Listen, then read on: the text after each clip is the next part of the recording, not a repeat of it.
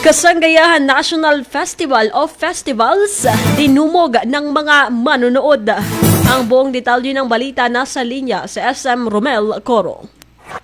Bicol Network News Report!